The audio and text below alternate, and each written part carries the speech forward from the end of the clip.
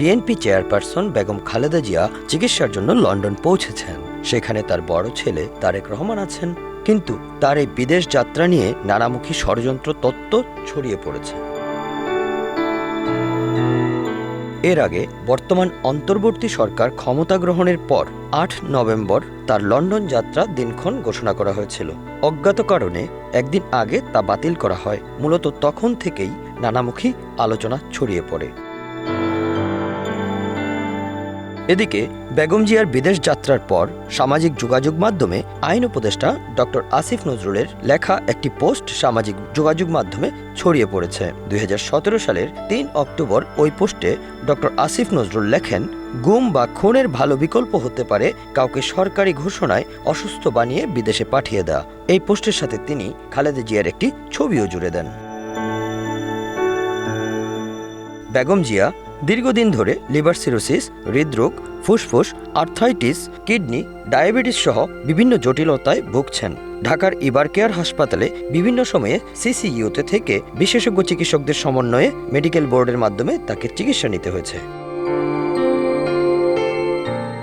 তিনি এমন এক সময় বিদেশে গেলেন যখন তার দল বিএনপি দ্রুত নির্বাচনের দাবি করলেও সরকার ঘনিষ্ঠরা অনেকেই আগে সংস্কার পরে নির্বাচন সুর তুলছেন।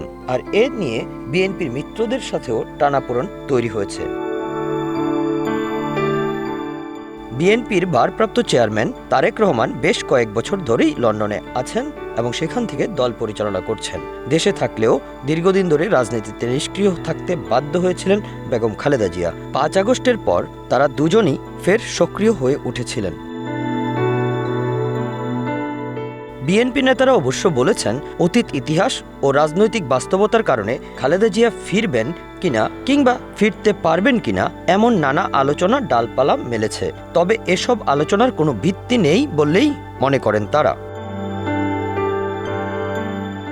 রাজনৈতিক বিশ্লেষকরা বলছেন, এই উদ্বেগের কারণ মূলত ২০০৭ সালে সেনা সমর্থিত তত্ত্বাবধায়ক সরকারের সময় থেকে সৃষ্টি।